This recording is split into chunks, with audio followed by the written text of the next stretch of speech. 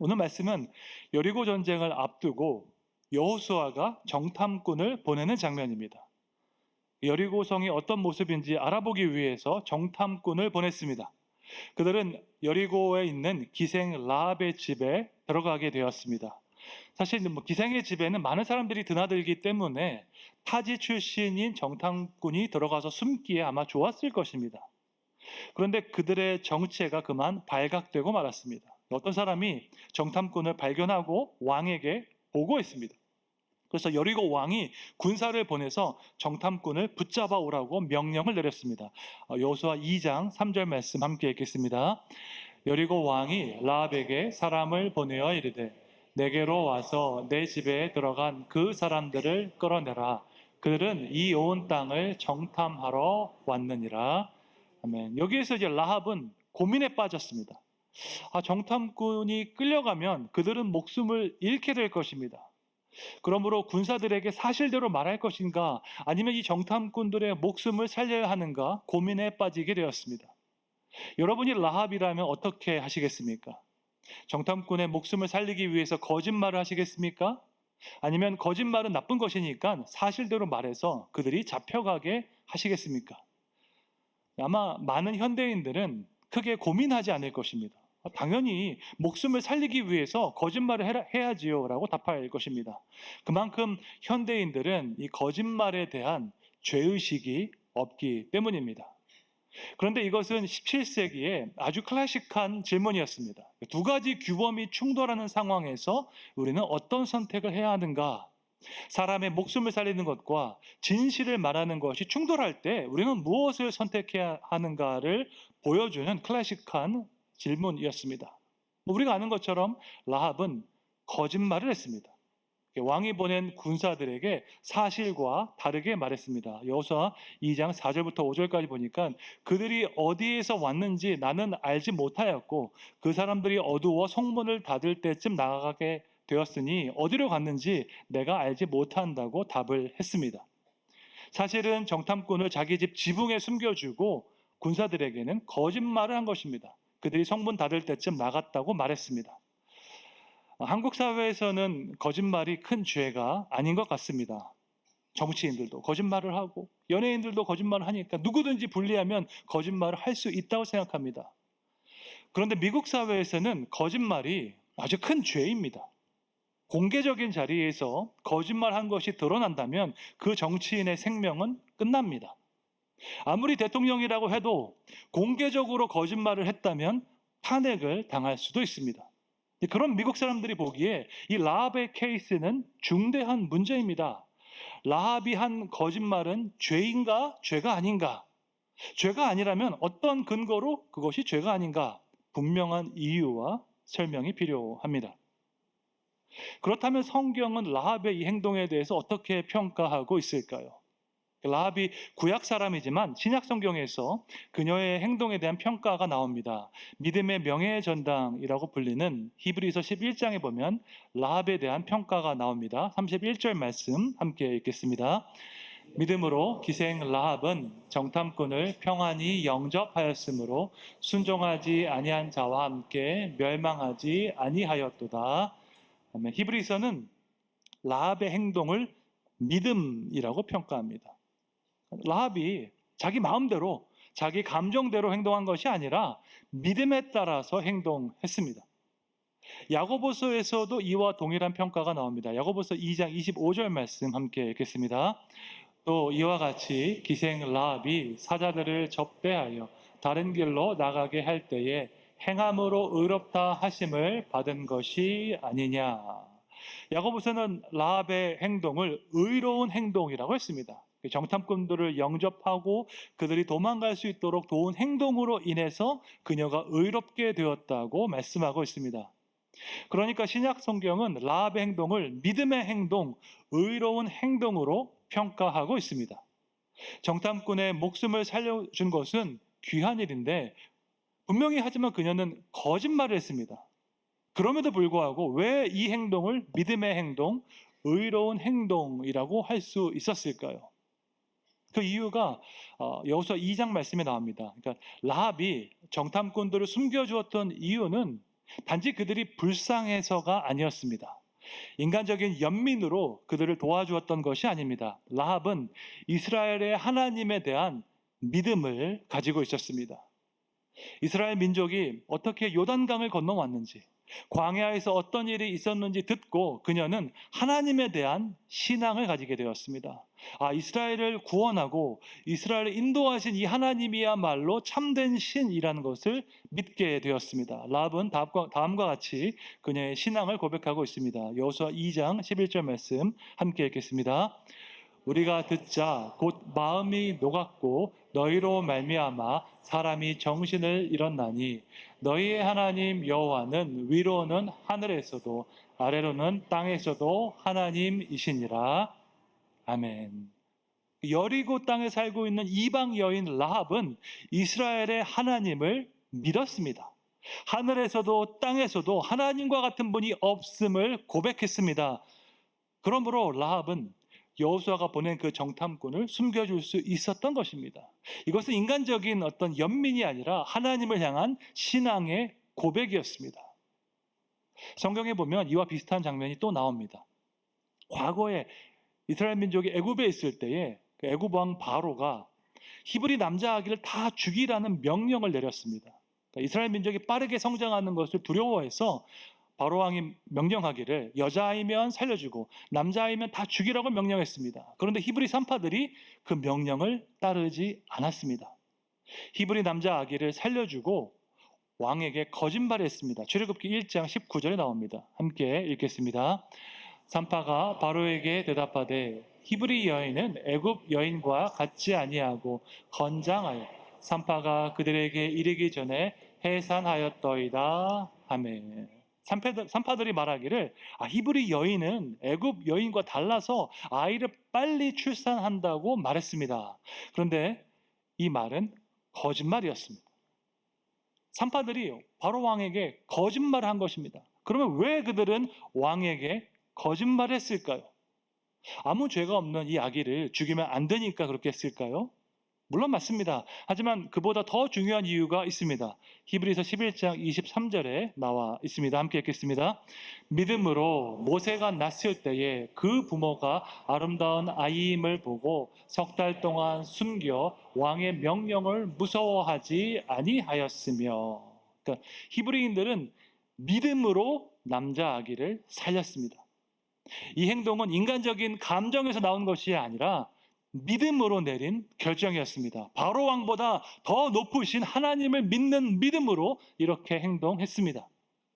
두 가지 규범이 충돌할 때 우리가 기억해야 할 중요한 것이 있습니다. 그것은 절대자 되시는 하나님을 향한 믿음입니다. 하나님을 인정하고 하나님을 믿고 하나님의 뜻에 순종하고자 하는 것이 가장 중요합니다. 왜냐하면 우리가 믿는 모든 규범은 하나님께로부터 왔기 때문입니다. 그런데 하나님께서 진공 상태에서 규범을 주신 것이 아니라 어떤 철학적인 개념으로 규범을 주신 것이 아니라 우리의 현실과 우리의 상황에 맞는 규범을 주셨습니다. 하나님의 그 규범이 실제 우리 삶에 어떻게 적용되었는가 성경 말씀에 다 나와 있습니다. 구약 성경에 있는 수많은 그런 역사서 이야기들은 기독교의 규범이 철학적인 규범이 아니라 인격적인 규범인 것을 보여주고 있습니다. 여러분, 성경은 무엇을 해라, 무엇을 하지 말라고 말하는 법 조문이 아닙니다. 성경은 하나님의 그 규범이 이 현실에서 어떻게 적용되는지 다 보여주고 있는 아주 구체적인 하나님의 진리의 말씀입니다. 그런 의미에서 성경은 고리타분한 책이 아니라 실제 우리의 삶에 적용될 수 있고 실제 우리 삶을 변화시킬 수 있는 능력의 말씀인 줄로 믿습니다. 하지만 하나님을 믿지 않는 세상 사람들에게는 절대적인 규범이 없습니다. 그들은 자기 마음대로 살아갈 뿐입니다. 실정법에 저촉되지 않는 한 내 마음대로 해도 상관없다고 생각합니다. 아니요, 설령 실정법에 저촉되더라도 걸리지만 않으면 된다고 생각합니다. 음주운전을 해도 걸리지만 않으면 됩니다. 사기를 쳐도 걸리지만 않으면 됩니다. 배우자 몰래 바람을 피워도 걸리지만 않으면 됩니다. 이런 사람들은 규범에 대한 개념이 없습니다. 인간이라면 마땅히 지켜야 하는 규범이 있다는 것을 인정하지 않습니다. 내가 처한 현실, 나의 상황이 가장 중요하다고 생각합니다. 절대적인 진리, 절대적인 규범을 거부하는 포스트 모던 사회에서 제일 중요한 것이 있다면 그것은 규범이 아니라 상황이 되어 버렸습니다. 이러한 맥락에서 나온 윤리가 있습니다. 바로 상황윤리라는 것입니다.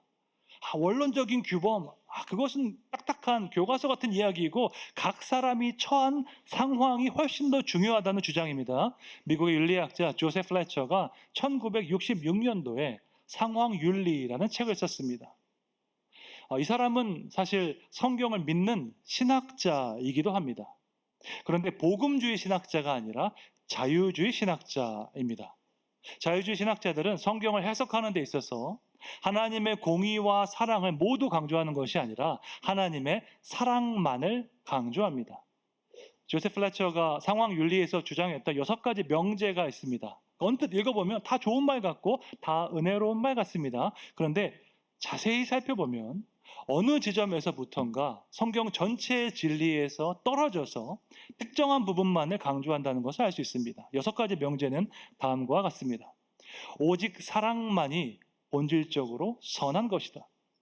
행동을 결정하는 유일한 규범은 사랑이다. 사랑과 정의는 동일한 것이다. 사랑은 이웃의 행복을 구하는 것이다. 사랑은 수단을 정당화한다. 사랑의 결정은 규범적이지 않고 상황적이다라고 이야기했습니다. 6가지 명제 중에서 여러분이 동의할 수 있는 것은 몇 가지가 있습니까? 조금 이상하게 보이는 것이 있다면 몇 번부터 이상하게 보입니까? 자유주의 신학은 하나님 중심이 아니라 인간 중심이기 때문에 인간이 보았을 때 불편하지 않습니다. 성경 전체에서 우리를 불편하게 만드는 부분을 쏙 빼낸 것이 바로 자유주의 신학입니다. 세상 사람들이 카톨릭 교회를 좋아하죠. 왜 그런지 아십니까? 카톨릭 교회는 자유주의 신학을 따라가기 때문에 사람들 마음 불편하게 하는 이야기를 절대로 하지 않습니다. 비유적으로 말하면 자유주의 신학은 라면과 같다고 생각합니다. 라면이 보기에도 좋고 먹기에도 좋지만 건강에는 좋지 않습니다. 신앙이 있든지 없든지 누구나 좋아할 만한 이야기를 모아놓은 것이 자유주의 신학입니다. 그런데 그 신학을 따라가면 우리의 영혼이 병들게 됩니다. 조셉 플래처는 사랑과 정의는 동일한 것이다 라고 주장했습니다. 여러분, 이 말에 대해서 어떻게 생각하십니까? 사랑과 정의가 동일한 것일까요? 사실 저는 어떻게 크리스찬이 되어서 이런 주장을 할 수 있는지 도무지 이해가 되지 않습니다. 만약에 사랑과 정의가 동일한 것이었다면 예수님의 십자가는 필요하지 않았을 것입니다. 그냥 다 용서해주면 되지 왜 굳이 예수님께서 십자가에 달려 돌아가셔야 했을까요? 사랑이 하나님이니까 그냥 인간의 죄를 그냥 다 없는 걸로 하면 되지 왜 굳이 예수님이 이 땅에 보내서 십자가에서 고통받고 돌아가시게 하셨습니까? 하나님의 공의를 지키기 위해서였습니다. 의인과 죄인을 똑같이 대하는 것은 공의가 아닙니다. 여러분, 시편 1편에 나온 것처럼 죄인은 의인의 회중에 들어올 수가 없습니다. 예수님께서 십자가에서 죽으신 가장 중요한 이유가 있습니다. 그것은 바로 하나님의 공의를 나타내기 위해서였습니다. 로마서 3장 25절에 나와 있습니다. 함께 읽겠습니다. 이 예수를 하나님이 그의 피로써 믿음으로 말미암는 화목 제물로 세우셨으니 이는 하나님께서 길이 참으시는 중에 전에 지은 죄를 간과하심으로 자기의 의로우심을 나타내려 하심이니. 한글 성경에는 인과관계가 명확하게 나타나 있지 않습니다. 그런데 원어 성경을 보면 하나님께서 예수님을 화목 제물로 세우신 것은 자기의 의로우심을 나타내기 위해서이다 라고 되어 있습니다. 그러니까 예수님께서 십자가를 지신 이유는 하나님의 공의를 나타내기 위해서였습니다. 어떤 사람은 이렇게 말하기도 하죠. 그냥 싸우지 말고 그냥 서로 사랑하면서 지내면 안 되나요? 라고 말을 합니다. 하지만 이 말은 현실이 얼마나 냉혹한지 모르는 아주 순진한 말입니다. 우리가 살아가는 현실은 죄로 타락했고 죄의 결과는 너무나 고통스럽습니다. 그렇다면 크리스천은 전쟁에 참여해도 되는 것일까요? 성경 10계명에 보면 살인하지 말라라고 되어 있는데 크리스천이 전쟁에 참여해서 적군을 살해해도 되는 것일까요? 예수님의 산상수훈은 비폭력주의를 말씀하고 있는데 크리스천이 군대에 가도 될까요? 아니면 우리도 여호와의 증인처럼 양심적 병역 거부를 해야 하는 것일까요? 기독교 역사를 보면 전쟁에 대한 다양한 입장이 있었습니다. 초대교회 성도들은 주로 평화주의자들이었습니다. 그들은 교회를 박해하는 로마 제국의 군대에 징집되는 것을 거부했습니다. 그러다가 313년 기독교가 로마에서 공인되었습니다. 392년 기독교는 로마 제국의 국교가 되었습니다. 그리고 나서 410년에 게르만족이 로마를 공격해서 로마를 포위하고 약탈하기 시작했습니다. 그러니까 기독교 왕국이 공격을 당한 거죠. 당시에 교회에서 가장 권위 있던 교부가 어거스틴이었습니다. 그때 어거스틴이 정의로운 전쟁, just war라는 개념을 주장했습니다. 그러니까 타락한 이 세상에서 악한 자들이 공격해 올 때에 그것을 방어하기 위해서는 무력을 사용할 수 있다는 것입니다. 어거스틴의 정의로운 전쟁을 위해서는 몇 가지 전제가 필요했습니다. 첫째로 공격을 위한 전쟁이 아니라 방어를 위한 전쟁이어야 합니다. 선량한 시민을 보호하고 자유를 보호하기 위한 전쟁이어야 합니다. 둘째로 공격한 세력이 사용했던 것보다 더 과도한 무력을 사용하면 안 됩니다. 예를 들어서 상대방이 총으로 공격을 했는데 우리는 막 미사일로 공격하면 안 된다는 거죠. 세 번째로 정당한 권위를 가진 대표자가 공식적으로 전쟁을 선언해야 합니다. 선전포고 없이 기습을 한다든지 게릴라전으로 시민을 공격하면 안 됩니다. 그러면 성경에 정의로운 전쟁이 나올까요? 물론입니다. 창세기에 보면 아브라함의 조카 롯이 가나안 왕에게 공격을 당해서 잡혀가는 장면이 나옵니다. 조카 롯을 구출하기 위해서 훈련된 군사들을 데리고 갔습니다. 창세기 14장 14절 15절에 나옵니다. 함께 읽겠습니다. 아브라함이 그의 조카가 서로 잡혔음을 듣고 집에서 길리고 훈련된 자 318명을 거느리고 단까지 쫓아가서 그와 그의 가신들이 나뉘어 밤에 그들을 쳐부수고 다메섹 왼편 호바까지 쫓아가. 아브라함이 조카를 구하기 위해서 전투를 벌인 것입니다. 그들을 쳐부수었다라고 했으니까 사상자가 발생한 것입니다. 성경에서 살인하지 말라고 했지만 악한 자들이 공격했을 때 정당한 방어를 위해서 우리가 싸울 수 있습니다. 성경에 이러한 예는 많이 있습니다. 기드온은 미디안 족속으로부터 이스라엘을 지키기 위해서 전쟁에 참여했습니다. 삼손은 블레셋 족속으로부터 이스라엘을 지키기 위해서 전쟁에 참여했습니다. 이들이 전쟁에서 살인을 했으니까 하나님께 징계를 받았을까요? 그렇지 않습니다. 이들은 모두 히브리서 11장에서 칭찬을 받았습니다. 히브리서 11장 32절에 나와 있습니다. 함께 읽겠습니다. 내가 무슨 말을 더 하리요? 기드온, 바락, 삼손, 입다, 다윗 및 사무엘과 선지자들의 일을 말하려면 내게 시간이 부족하리로다. 아멘. 예수님께서 평화의 왕으로 오셨기 때문에 우리가 함부로 폭력을 사용하는 것은 바람직하지 않습니다. 하지만 우리가 살아가는 이 세상은 타락한 사회이기 때문에 악한 자들의 공격이 있습니다. 그 악한 자들의 공격으로부터 선량한 시민을 보호하는 것은 우리의 책임입니다. 그러므로 크리스찬은 정의로운 전쟁에 참여할 수 있고 국가와 시민의 안전을 지키기 위해서 노력해야 합니다. 상황윤리가 가진 근본적인 문제가 한 가지 있는데 그것은 사랑이 무엇인지에 대한 명확한 정의가 없다는 것입니다. 조셉 플래처는 사랑은 사려 깊은 것이다. 사랑은 이웃의 행복을 구하는 것이다 같이 추상적인 개념으로 사랑을 설명합니다. 만약에 사랑이 사려 깊은 것이라면 상대방을 불편하게 만들면 안 되겠죠. 예를 들어서 알코올 중독에 빠진 사람에게 사려 깊은 것은 어떤 모습일까요? 그가 원하는 술을 사다 주는 것이 사려 깊은 것입니까? 아니면 그가 그 중독에서 벗어날 수 있도록 도와주는 것이 사려 깊은 것입니까? 여러분, 알코올 중독자에게 술을 끊으라고 하면 좋아할까요? 싫어할까요? 당연히 싫어합니다. 나는 술 없이 살 수 없는데 왜 그렇게 하냐고 화를 낼 것입니다. 상대방이 기분 나빠하니까 중독이 잘못되었다고 하는 것은 사랑이 아닌 것일까요? 상황윤리는 사랑만이 유일한 규범이라고 주장합니다. 언뜻 들으면 성경 말씀과 비슷한 것 같죠. 하지만 그들이 말하는 사랑과 성경이 말하는 사랑은 일치하지 않습니다. 가장 중요하게 상황윤리는 사랑과 율법이 배치된다고 주장합니다. 조세프 플래처는 이렇게 이야기했습니다. 만일 율법의 조항이 사랑을 하는데 도움이 된다면 기꺼이 율법을 지킬 것이다. 그러나 사랑과 율법 사이에는 가끔 갈등이 있을 수 있다.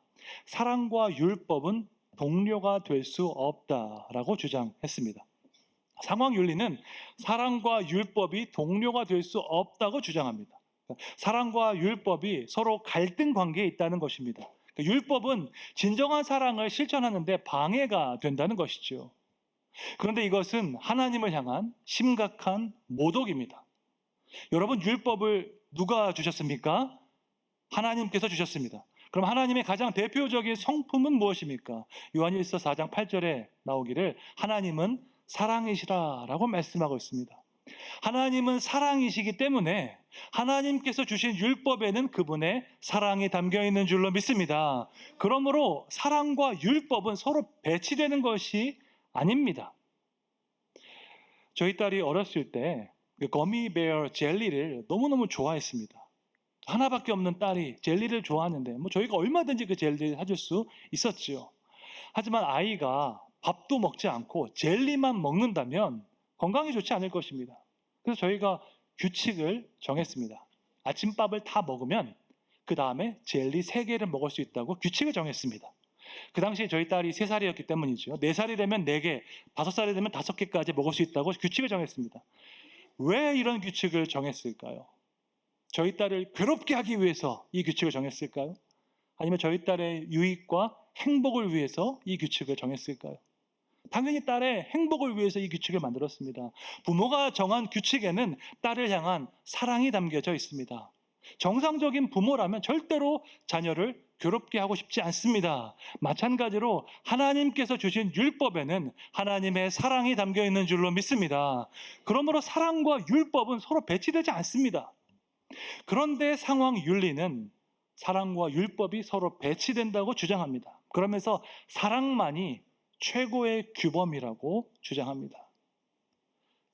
저는 질문하고 싶습니다. 그럼 도대체 당신이 말하는 그 사랑의 정의는 무엇입니까? 라고 질문하고 싶은데 그러면 그들 말하겠죠. 사랑은 사려 깊은 것입니다. 사랑은 이웃의 행복을 추구하는 것입니다. 같이 추상적인 말, 뜬구름 잡는 이야기만 합니다.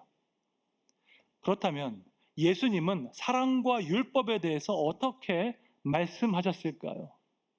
만약에 조세프 플래처가 지금까지 살아 있었다면 저는 이 구절에 대한 그의 의견을 듣고 싶습니다. 요한복음 14장 21절 말씀 함께 읽겠습니다.